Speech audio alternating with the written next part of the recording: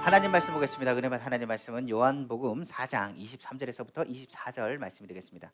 은혜 받은 하나님 말씀은 요한복음 4장 23절에서 24절 말씀입니다. 제가 가지고 있는 성경 신약성경 148쪽입니다. 요한복음 4장 23절에서부터 24절 말씀, 우리 다 같이 말씀을 봉독하겠습니다. 아버지께 참되게 예배하는 자들은 영과 진리로 예배할 때가 오나니 곧 이때라. 아버지께서는 자기에게 이렇게 예배하는 자들을 찾으시느니라.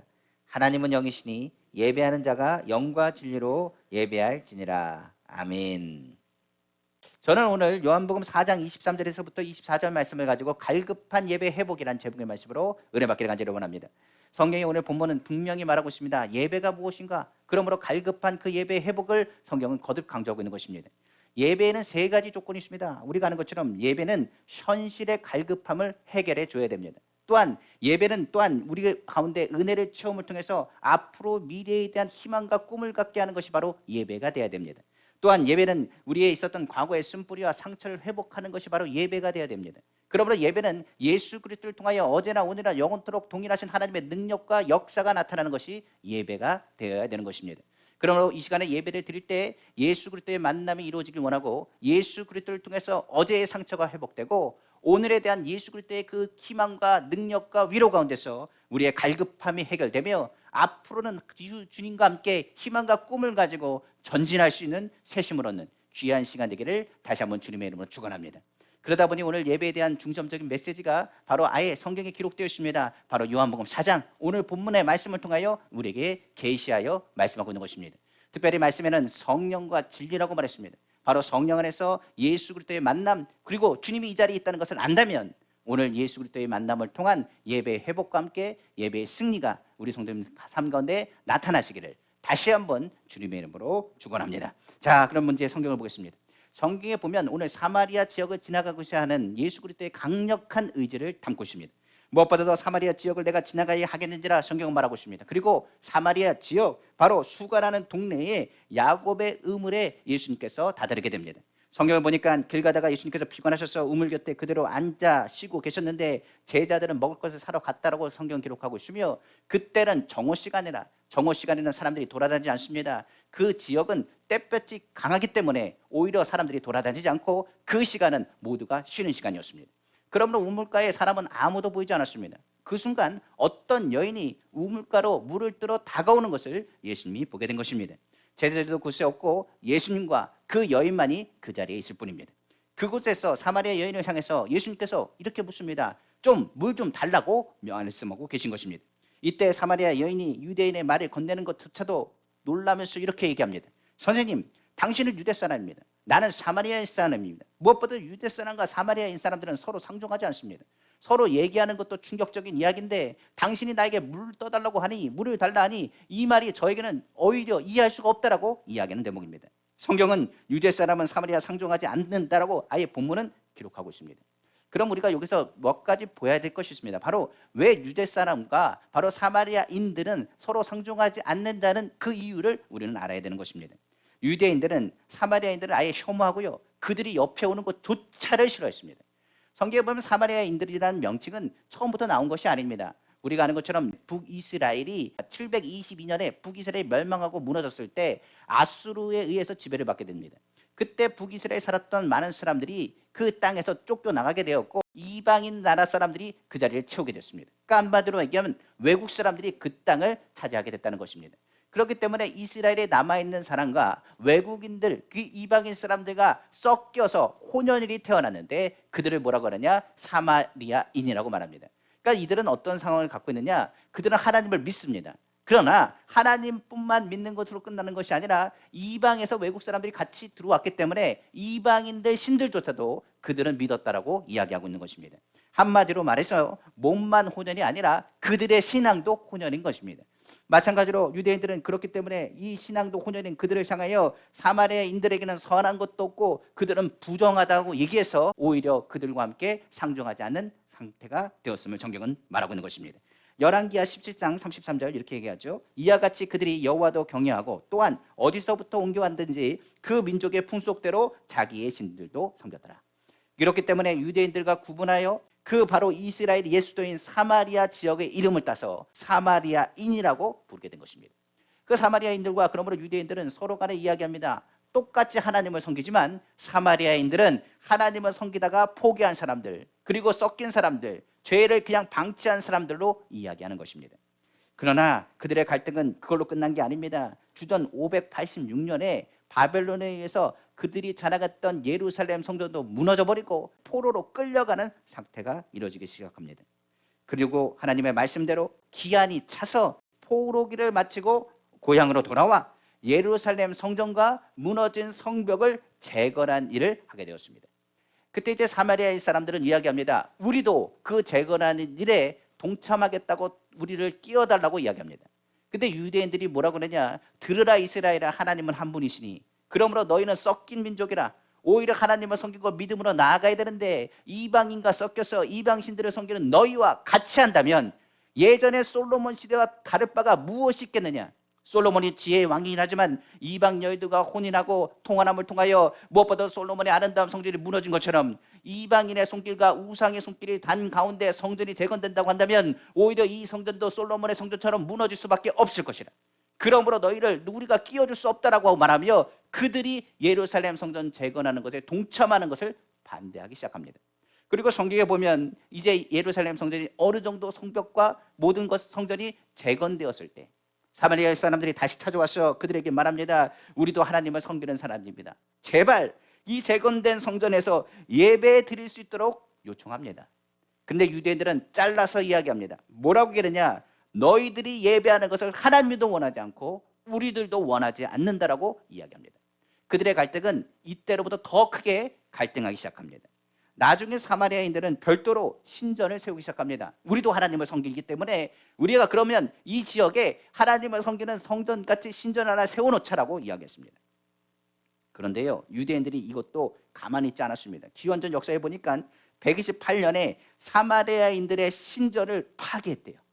그러니까 하나님을 섬기는 성전은 어디밖에 없다. 들으라 이스라엘아, 하나님은 한 분이시라. 예배의 장소는 예루살렘밖에 없다.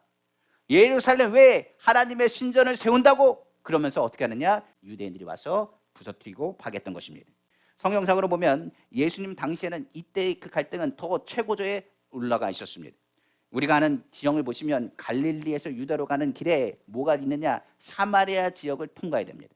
근데 유대인들은 뭐하느냐? 사마리아 지역은 부정하고 저들과는 상종하면 안 되고 저들의 땅은 하나님이 버린 땅이라 생각했기 때문에 유대인들이 가는 길에 사마리아 지역을 통과하지 않고 삥 돌아서 그 우회하고 지나갔다라고 성경상 이야기하고 있습니다. 더 나아가 사마리아에는 말만 들어도 유대인들은 그 자리에서 침을 뱉었다고도 기록되어 있습니다. 그런데 예수님은 어디를 통과하셨다고요? 사마리아 지역을 내가 통과해야 하겠는지라. 강한 의지를 가지고 내가 사마리아 지역을 통과하겠다라고 말씀하신 것입니다. 우회하지 아니하시고 사마리아 지역에 들어가신 주님께서 사마리아 여인을 만나고 그러니까 그 여인에게 이야기하고 물을 달라고 말했으니 이것은 누가 보더라도 유대인들도 이해할 수 없고 사마리아인들조차도 이해할 수 없는 상황이 다가온 것입니다.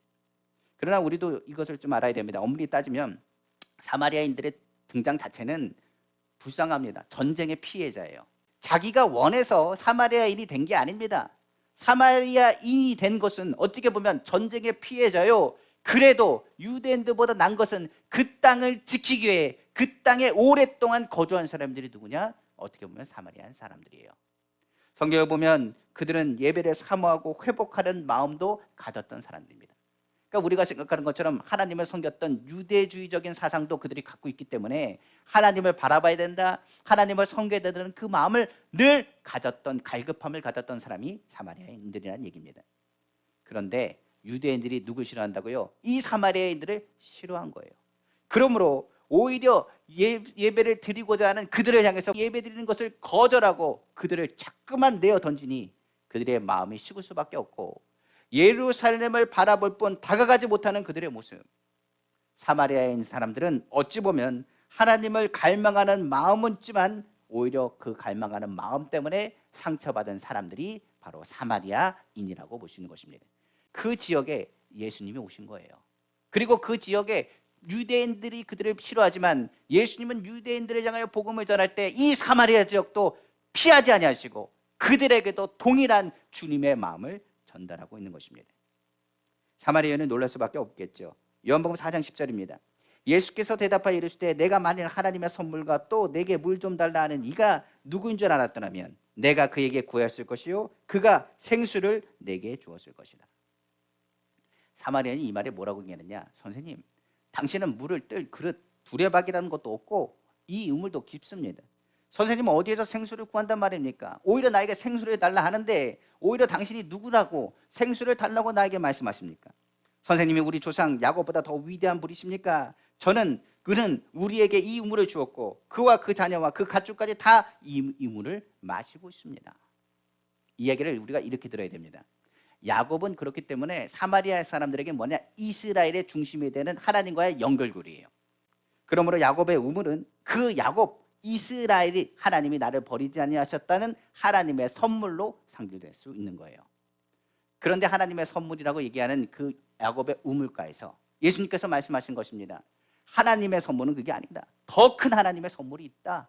하나님의 선물은 내가 누군지 알았다면 하나님의 선물이 무엇인지 내가 알았을 것이고 내가 누군지 알았다고 한다면 너는 오히려 나에게 물을 달라고 했을 것이다. 오늘 성경에 나오는 우물가에서 이제 사마리아 여인에게 예수님께서 말씀하신 것입니다. 이 물을 마시는 자는 다시 목마를 것이나 그러나 내가 주는 물은 영원히 목마르지 않을 것이며 이 물은 영생에 이르게 하는 샘물이 될 것이라고 예수님께서 말씀하신 것입니다. 여인은 그 말을 듣고 선생님, 그러면 그 물을 내게 좀 알려주십시오. 내가 목마르지도 않고 또 물을 길르러 여기까지 오지 않도록 주님 그 물을 내게 주십시오라고 말하고 있는 것입니다. 하나님 말씀이 이렇습니다. 먼저 우리에게 무엇을 얘기하느냐? 우리의 마음에 필요한 것을 주님이 아시고 말씀은 우리 가운데 다가오게 되는 것입니다. 오늘 주님의 말씀에 마음의 문을 여는 사마리아 여인의 모습을 발견할 수 있습니다. 서로 상종하지 않는 사이입니다. 그런데 예수님이 먼저 찾아오셔서 그에게 말씀하시고 그 말씀을 듣는 순간에 그 말씀이 나의 마음을 치기 시작하는 것입니다. 주님께서 이렇게 말씀하십니다. 오늘날 우리가 예수님 만나는 것도 사마리아 여인과 똑같습니다. 마음을 열기 전에는 예수 믿는 것과 예수 믿지 않는 것 아무런 관계가 없는 것 같이 보일지 모르겠습니다. 그러나 예수님은 나와 아무 관계 없다라고 생각하지 않습니다. 유대인들은 사마리아인과 나와 무슨 상관이 있냐고 얘기할지 모르겠습니다. 그러나 예수님은 나와 상관 있는 것처럼 바로 유대인들 가운데 사마리아인 가운데 내가 너와 상관이 있다라고 말씀하신 것입니다. 사마리아인들에 대해서 유대인들은 부정하다 멸시했지만 예수님 먼저 찾아오신 것처럼 우리도 먼저 찾아오신 분이 주님이십니다.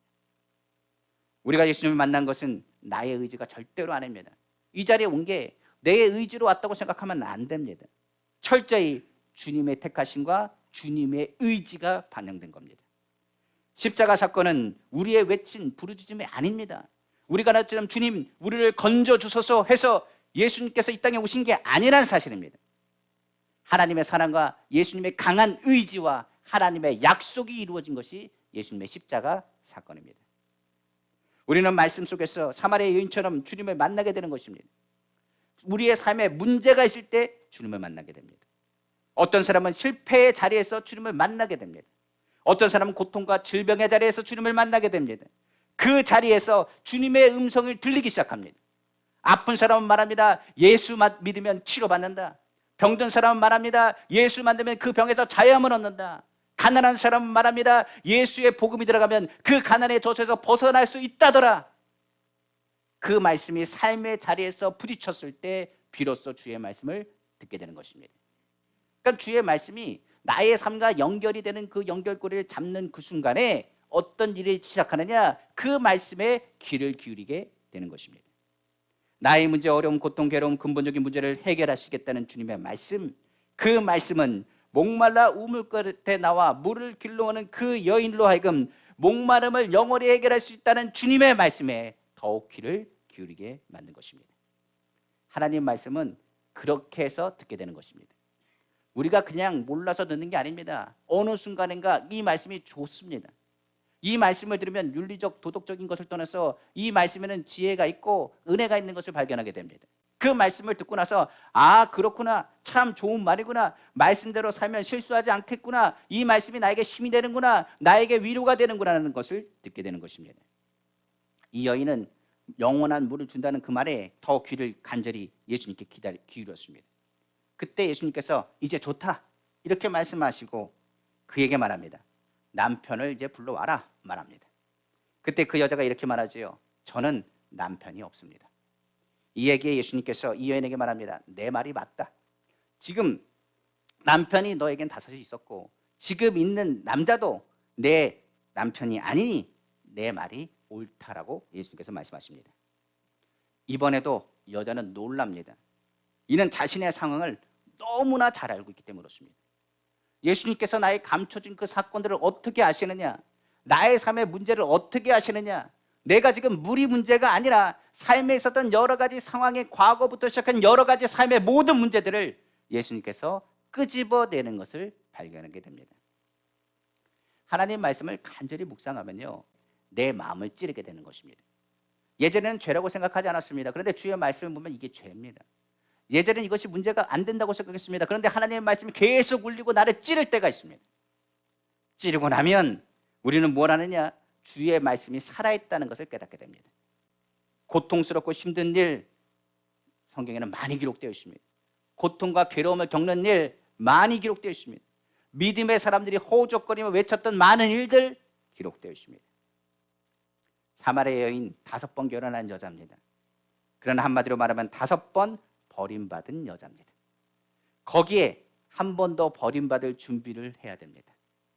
어찌 보면 동네 사람들의 눈을 피해 정오에 물을 길르러 온 사마리아 여인은 사마리아인 사이에서도 부정적인 여인으로 취급한 여인입니다. 유대인들이 사마리아인 사람들을 무시하는 것보다 오히려 사마리아인 사람들 중에서 사마리아인을 무시할 정도로 부정하고 어떻게 보면 선하지 않은 여인입니다. 그 말에 뭐라고 대답하느냐? 이 여인이 말합니다. 주님, 당신은 선지자입니다. 하나님의 말씀이 하지 아니하시면 이를 알 수가 없습니다. 지금 내 마음을 아는 것은 당신이 선지자고 당신이 하나님께 보냈다는 이야기입니다. 그러므로 주님께서 말씀하신 그 말씀이 맞습니다. 지금 내가 감춰졌던 그 상처, 아픈 고통, 괴로움 주가 말씀하실 때 다 드러나니 내가 어찌 주님을 속일 수 있겠습니까? 여기서부터 반전이 납니다.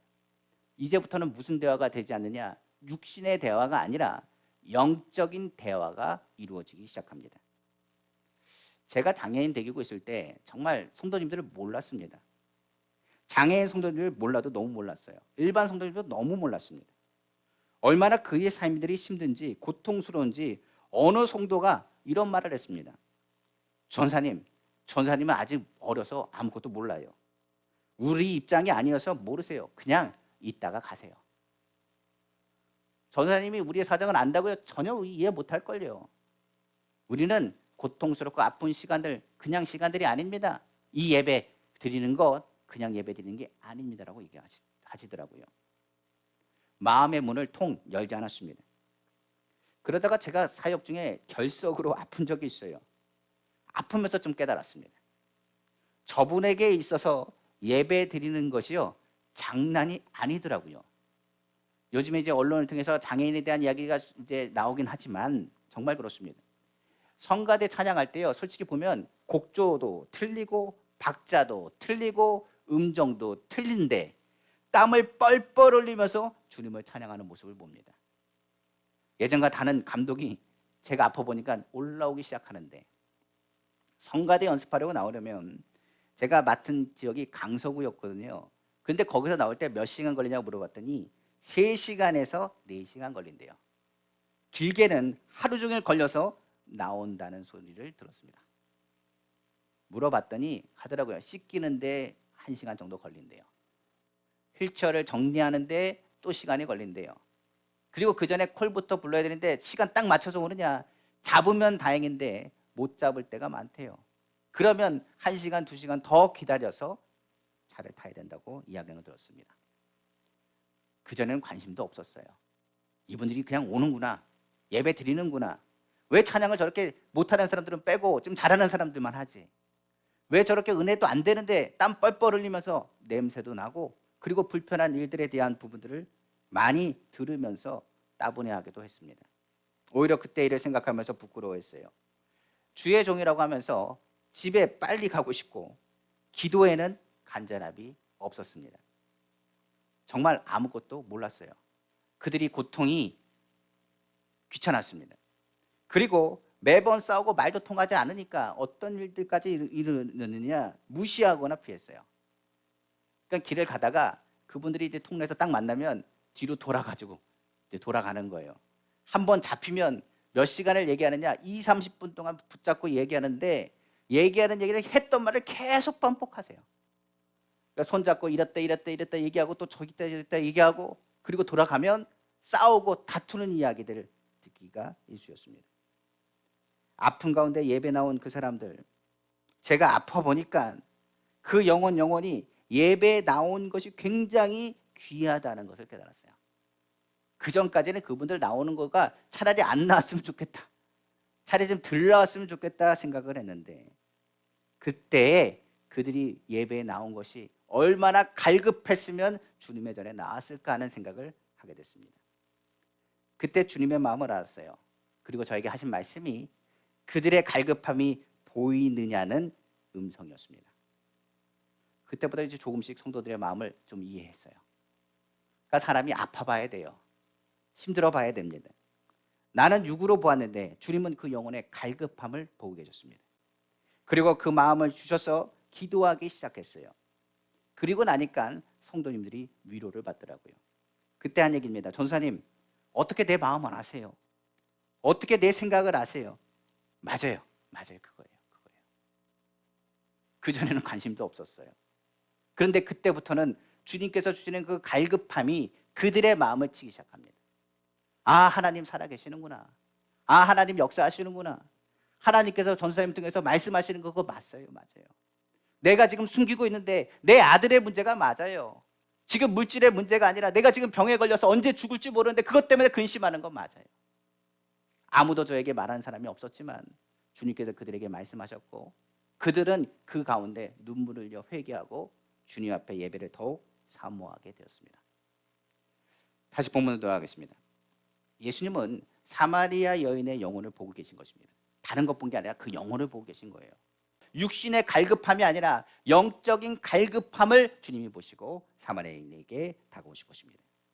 그 여인은 표면상 물을 길러 온 것 같지만은 아닙니다. 단순히 물만을 길러 온 게 아닙니다. 아까 그곳이 어디라고요? 야곱의 우물이라고 했습니다. 그의 억울함과 고통, 우선이 되는 하나님에 대한 갈망함이 있다는 사실을 우리는 알아야 됩니다. 왜 다른 것에 물을 뜨지 않고 야곱의 우물가에 왔을까요? 성경에 보면 야곱의 처지가 자기 처지랑 똑같아요. 밤중에 도망가는 그 자리에 아무도 그를 찾는 사람이 없습니다. 깜깜한 밤에 누구도 나를 불러주는 사람이 없습니다. 괴롭고 힘들고 어렵고 괴로웠던 그 모든 것이 어떻게 보면 창세기 28장에 나온 야곱의 모습이 자신의 모습일지도 모르겠습니다. 주님, 내가 주님을 만나고 싶어도 주님은 멀리 계신 것 같습니다. 주님, 내가 지금 예루살렘으로 가서 예배 드릴 수 있는 처지도 아니고, 산에 올라가 우리가 얘기하는 사마리아 지역에 나온 모인 사람들이 예배하는 상소에서 같이 어울려 예배하지도 못합니다. 내가 야곱의 우물을 찾은 것은 야곱같이 주님을 만나고 싶다는 갈급함 때문이었다는 것을 알 수 있는 것입니다. 우리는 교회에 나옵니다. 많은 사람이 교회 나올 때 이런 얘기를 하죠. 사람 만나고 스트레스 풀고 좋아서 얘기하고 교제하려고 교회에 나온다고 말합니다. 그런데 제가 신앙생활 하다 보니까 하나 깨달은 게 있습니다. 그거는 그냥 교회에 나오는 것의 이야기일지는 모르겠습니다. 그러나 성경은 말합니다. 주님을 향한 영혼의 갈급함이 없으면 교회에 나올 수가 없습니다. 우리에게 알지 못하는 주님에 대한 갈급함이 있기 때문에 지금 이 자리에 나오신 것입니다. 하나님의 선지라 믿은 이 사마리아 여인, 이제 주저하지 않습니다. 예배의 회복을 구하고 갈급한 예배에 대해 묻기 시작합니다. 여인이 예수께 묻습니다. 이제 물이 주제가 아닙니다. 바로 예배가 주제가 된 것입니다. 우리 조상은 이 산에서 예배 드렸는데 선생님네 사람들은 예배 드려야 할 장소가 예루살렘에 있다고 합니다라고 예수님께 묻습니다. 예수님이 이렇게 말씀하십니다. 여자여, 내 말을 믿어라. 너희가 아버지께 이 산에서 예배를 드려야 한다거나 예루살렘에서 예배를 드려야 한다거나 하지 않을 때가 올 것이다. 너희는 너희가 알지 못하는 것을 예배하고 우리는 우리가 아는 분을 예배한다. 구원은 유대인에서 나기 때문이다라고 예수님께서 말씀하십니다. 그리고 그 말씀과 함께 오늘 본문의 말씀을 선포하신 거예요. 한번 본문의 말씀 보겠습니다. 요한복음 4장 23절 24절입니다. 아버지께 참되게 예배하는 자들은 영과 진리로 예배할 때가 오나니 곧 이때라. 아버지께서는 자기에게 이렇게 예배하는 자들을 찾으시니라. 하나님은 영이시니 예배하는 자가 영과 진리로 예배할지니라. 아멘. 예수님께서 이렇게 말씀하십니다. 예배는 산도 아니야, 예루살렘 성전도 아니다. 유대인에게서 나오는 메시아 그분을 통해서 이루어지는 것이 예배라고 예수님께서 말씀하신 것입니다. 하나님은 영이시기 때문에 메시아를 알면 성령과 말씀으로 참되게 예배하게 될 것이며 하나님은 그런 예배자를 찾으신다고 본문은 말씀하고 있는 것입니다. 여인은 주체하지 않고 말합니다. 나는 그리스도와 하는 메시아가 오실 것을 믿습니다. 내가 주님 메시아가 올 것을 저는 알고 있습니다. 그가 오시면 우리에게 모든 것을 알려주실 것입니다. 나의 원통함, 나의 괴로움, 이 사정, 사마리아인들이 얼마나 고통스럽게 살았는지, 그리고 내 삶이 얼마나 힘들었는지 메시아는 아실 것입니다. 그 메시아가 속히 오길 원한다라고 말씀한 것입니다. 그의 고백에 예수님은 자신을 밝히 보이십니다. 바로 요한복음 4장 우리 26절 말씀입니다. 예수께서 이르시되 내가 말하는 내가 그라 하시니라. 성경은 말씀하고 있는 것입니다. 사마리아 여인은 예배에 관해서 갈급함으로 예수님께 나아갑니다. 그럼 우리에게 묻습니다. 예배는 도대체 무엇입니까? 예배는 다른 것이 아닙니다. 예수님이 그리스도임을 아는 것입니다. 사마리아 여인이 예수님이 그리스도인 것을 아는 것처럼 유대인이 아니라 선생님이 아니라 구세주 예수님을 알아야 됩니다. 예배는 바로 예수 그리스도가 나의 구원자 되시며 예수 그리스도로 더 가까이 가는 것이 예배가 되는 것입니다. 예수 이름으로 기도하고 하나님의 말씀이 선포되어지며 예수 이름이 선포되어지고 예수 이름으로 찬양하는 것이 예배입니다. 다시 말해 이 말은 예수 그리스도 그가 메시아인 것을 모른다면 예배가 될 수 없다는 것을 말합니다. 어떤 사람들은 이렇게 얘기합니다.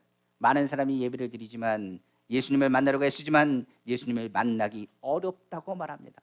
나는 언제 주님을 배울까요? 말하는 사람들. 그런데 그런 말에 속으면 안 됩니다. 오히려 하나님의 말씀에 더욱 귀를 기울여야 됩니다. 하나님은 영이십니다. 육으로는 주님을 만날 수 없습니다.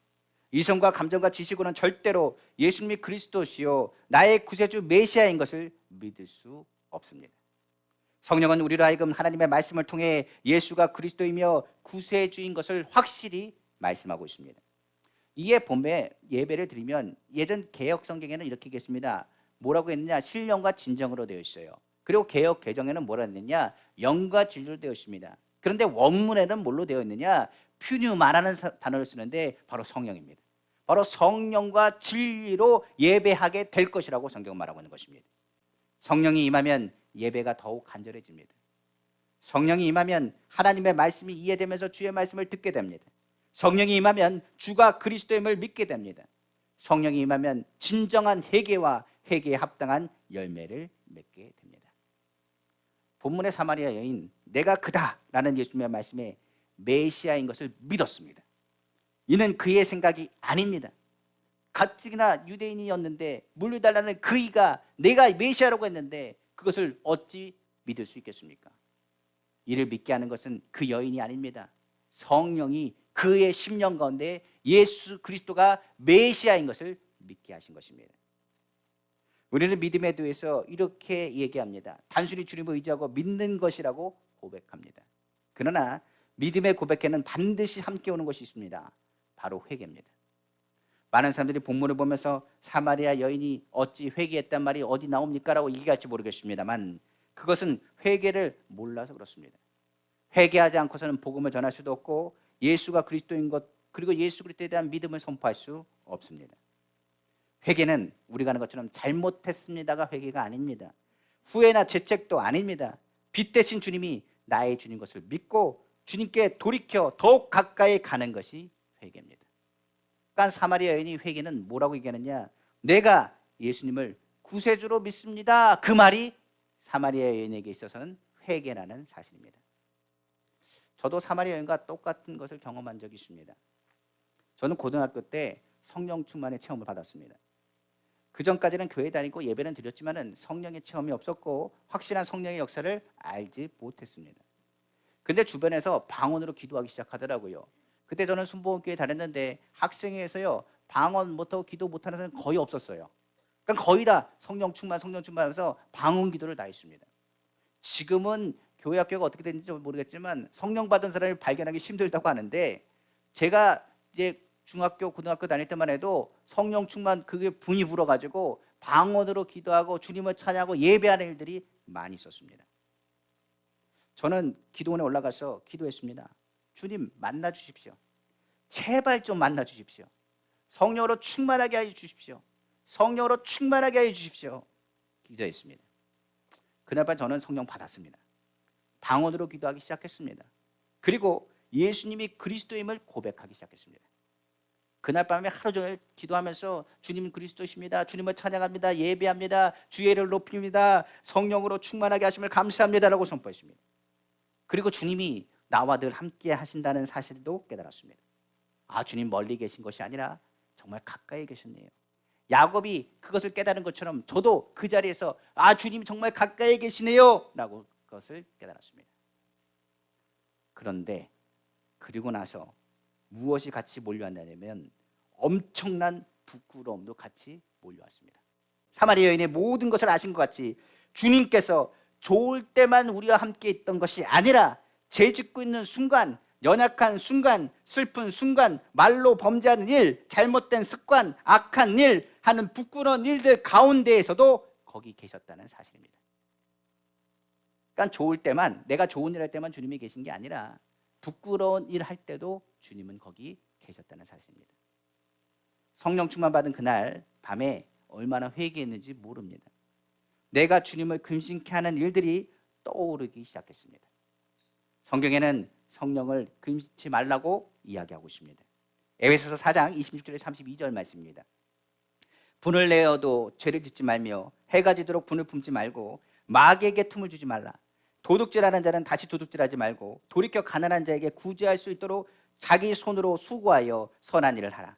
무릇 더러운 말은 너희 입 밖에도 내지 말고 오직 덕을 세우는 데 소용되는 대로 선한 말을 하여 듣는 자들에게 은혜를 끼치게 하라. 하나님의 성령을 근심하게 하지 말라. 그 안에서 너희가 구원의 날까지 인치심을 받았느니라. 맞습니다. 예수님은 어떻게 만납니까? 얘기하는 말은 틀린 말입니다. 예수님은 지금 이 자리에 계십니다. 두세 사람이 내 이름으로 모인 곳에 그들 중에 있다고 말씀하신 주님, 주님의 시선은 지금 우리를 향하고 있습니다. 이 말은 예배는 바로 이미 이 자리에 계신 주님을 만나는 것입니다. 주님 어디 계십니까? 아니라 지금 이 자리에 계신 주님을 만나는 게 예배입니다. 만나는 것이 어려운 게 아니라 내 마음이 닫혀 있는 것이 문제인 것입니다. 사마리아인을 찾아오신 주님께서 오늘 우리의 마음을 두드리고 계십니다. 하나님의 말씀은 세상에 말하는 좋은 말이 아닙니다.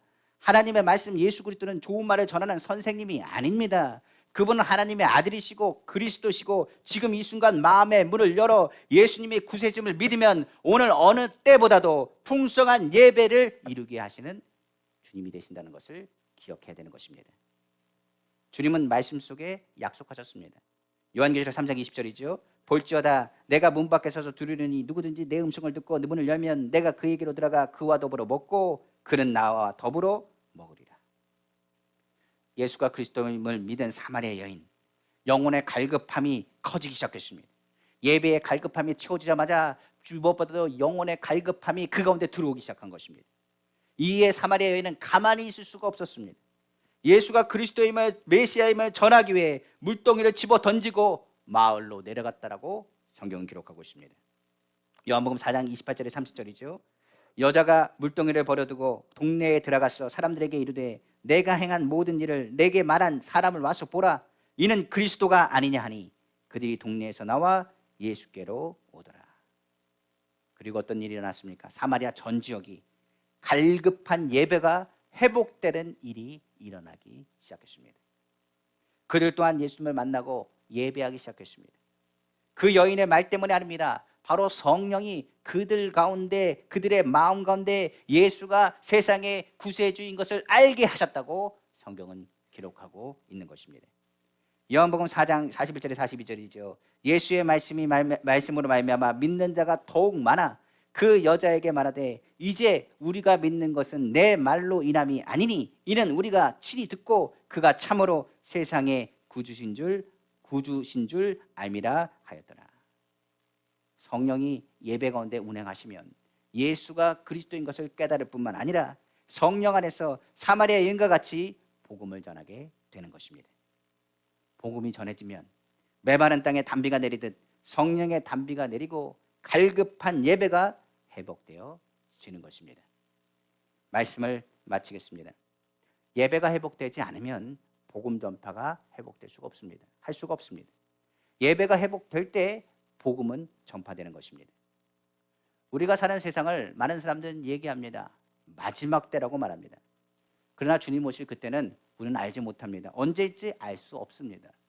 그러나 이 땅에 우리는 주님을 다시 보게 될 것입니다. 만약 이 땅에 주님이 오시지 않는다고 할지라도 우리의 육신의 생명은 유한합니다. 무한하지 않아요. 그러므로 때가 되면 주님을 보며 주님의 나라로 갈 날이 다가온다는 것입니다. 그러므로 언젠가는 주를 보게 될 것입니다. 적어도 어제보다 오늘이 주님 오실 날이 가깝다는 사실은 알 것입니다. 성경은 말합니다. 지금 이때가 은혜의 때요 구원의 날이라 했습니다. 그리고 성경은 말합니다. 추수할 때라고도 말씀하셨습니다. 주님은 우리를 사마리아 여인과 같이 수수한 일꾼으로 오늘 부르셨습니다. 구원받은 우리는 이미 그 싹을 받았고 하나님 나라를 유업으로 얻은 사람들입니다. 요한복음 4장 35절에 36절입니다. 너희는 넉 달이 지나야 추수할 때가 이르겠다 하지 아니하느냐. 그러나 나는 너희에게 말하노니 너희의 눈을 들어 밭을 보라. 희어져 추수하게 되었도다.